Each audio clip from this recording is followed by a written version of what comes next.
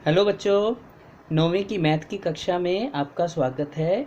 हम unit 12 Heron का सूत्र कर रहे हैं, जिसकी एक्सरसाइज 12.1 है। इसका आज क्वेश्चन नंबर 5 हम देखते हैं। एक त्रिभुज की भुजाएं या भुजाओं का अनुपात दे रखा है 12 17 12 अनुपात बोलते हैं ना, 12 अनुपात 17 अनुपात 25।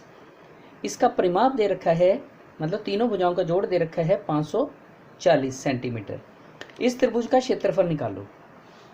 तो जब हमें अनुपात दे रखा है, हमें भुजाएं नहीं दे रखी, हमें केवल इनका अनुपात दे रखा है। मतलब कहने का कि भुजाएं जितनी दे रखी होंगी ना, उसको किसी एक अंक से भाग किया गया है। बड़े से बड़ी संख्या जो तीनों को भाग कर सके, उससे भाग कर दिया गया है। तो जो हमें मिलता है ना, वो अनुपात होता है। ठीक है। जैसे उदाहरण के लिए मान लो कोई भुजा 30 40 और मान लो 50 है। ठीक है। मान लो ये 30 40 50 है, तो इसको हम 10 से भाग कर सकते हैं। एक नंबर से, एक कॉमन नंबर है, मतलब सबको भाग कर सकता है। तो 10 से भाग कर दें तो ये 3, ये 4 और ये 5 आ जाएगा। तो ये अनुपात आ जाएगा 3 4 और 5। हमने किससे भाग किया? 10 से। 10 से भाग करने पर ये जो आ गया, और किसी अंक से ये तीनों भाग नहीं होते। तो बड़े से बड़ा अंक 10 है, जिससे भाग करके हमें जो अंक मिले, इसे हम अनुपात बोलेंगे। कि मतलब इन तीनों में अनुपात क्या है? 3 अनुपात 4 अनुपात 5। इसी तरह से हमें ये एक त्रिभुज के अनुपात दे रखा है 12 17 25। मतलब 3 4 5 दे रखा है। मान लो 30 बनाना तो क्या करेंगे? 10 से गुना करेंगे। 40 बनाना फिर 10 से गुना करेंगे। इसको 50 बनाना फिर 10 से गुना करेंगे। इसका मतलब 10 से तीनों को गुना करना पड़ेगा। ठीक है। अब ये हमें अनुपात दे रखा है। अब इसको किससे गुना करना हमें तो पता नहीं, किससे गुना करना यहाँ तो पता है, यहाँ पता नहीं है। तो मैंने इसको x से गुना कर दिया। ठीक है। इनको x से गुणा कर दिया। x से गुणा करने पर ये भुजाएं बन गई। पहले अनुपात था भुजाओं का, अब ये भुजाएं बन गई। ये 12x, ये 17x और ये 25x। ठीक है। ये तीनों भुजाएं बन गई और हमें तीनों भुजाओं का जोड़, मतलब परिमाप दे रखा है 540। तो त्रिभुज का परिमाप 540 सेंटीमीटर, तीनों भुजाओं का योग 540 सेंटीमीटर। 12x जमा 17x जमा 25x बराबर 540। 54x बराबर 540। ये 54 गुना हो रहा है, बटे में चला जाएगा, x आ जाएगा 554 बटे 54। 54 एकम 54, 0 का 0। तो हमें x 10 मिल गया। ठीक है। यहाँ हमें x पता लग गया 10। इसका मतलब पहली भुजा जो 12x है वो 120 हो जाएगी। 12 गुना 10 ये 170 हो जाएगा। 17x है ना, 17 गुना x, 17 गुना 10 170। 25x 25 गुना 10 250। ये तीनों भुजाएं पता लग गई। अब हीरोन सूत्र लगाकर हमने इनका, अब ये इसका मतलब ये भुजाएं पता लग गई। एक है जी 120, एक 170 और एक कितनी है लास्ट वाली 250। ठीक है। अब इसका क्षेत्रफल निकालना है। तो त्रिभुज की यदि हमें तीनों भुजाएं पता हो, तो हम हीरोन सूत्र प्रयोग करके त्रिभुज की तीनों भुजाओं का प्रयोग करते हुए हीरोन सूत्र लगाकर त्रिभुज का हम क्षेत्रफल निकाल सकते हैं। ठीक है बच्चों। अभी देखो यहाँ हीरोन सूत्र लगाया हमने।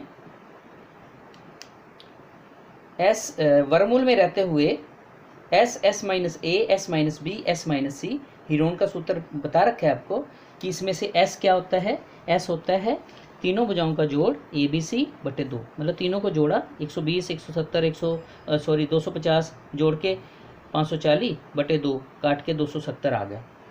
तो यहाँ बेटे एस की जगह 270 है ना। ये फार्मूला भी देख लो। त्रिभुज का क्षेत्रफल एस मतलब आधा परिमाप, ये आधा परिमाप है ना, 2 से भाग कर लिया, तीनों को जोड़ा तो परिमाप आ गया, 2 से भाग किया तो आधा परिमाप आ गया। तो ये आधा परिमाप माइनस, फिर ब्रैकेट में आधा परिमाप माइनस पहली भुजा, आधा परिमाप माइनस दूसरी भुजा, आधा परिमाप माइनस तीसरी भुजा। बस याद रखो formula, S S minus A S minus B S minus C और वर्गमूल। यहाँ ए बी सी तीनों भुजाएं हैं, एस आधा परिमाप है। ठीक है बेटा। तो यहाँ से एस हमें मिल गया 270।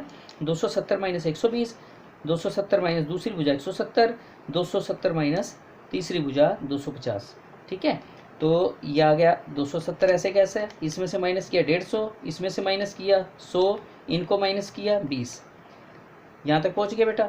अब इसका हम वर्गमूल निकालते हैं। वर्गमूल निकालने के लिए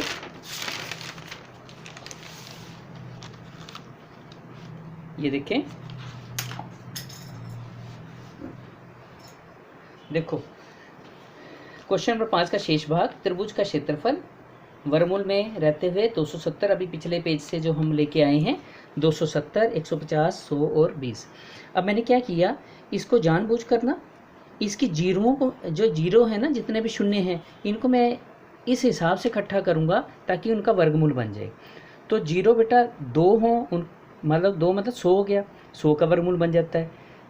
3 का 1000 का वर्गमूल नहीं बनता, 10,000 का वर्गमूल बन जाता है। मतलब 2 जीरो हों, 4 जीरो हों, उसका वर्गमूल लेना आसान है।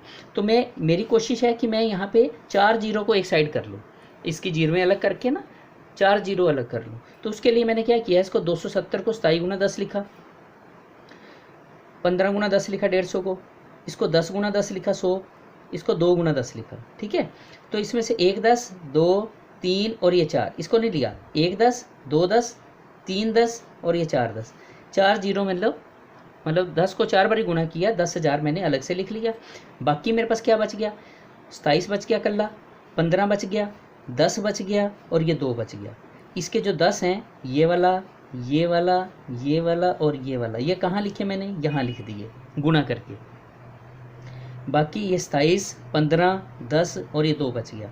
अब 27 के टुकड़े किए, 3 गुना 3 गुना 3, 15 के 5 गुना या 3 गुना 5, ठीक है, और 10 के 5 गुना 10, 5 गुना 2 और 2 कल्ला ही लिख दिया।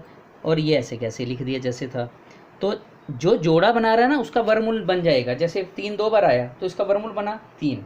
ये देखो, ये 3 2 बार आया, जोड़ा बना रहा है ना, तो ये 3 बाहर आ गया। ये 3 फिर से जोड़ा बना रहा है, ये भी 3 बाहर आ गया। ये जोड़ा बना रहा है 5 गुना 5, इसका 25 हो गया ना, 25 का वर्गमूल 5। तो कहने का मतलब जोड़ा जो बनाएगा उसका वर्गमूल मतलब सिंगल चीज़ होगी।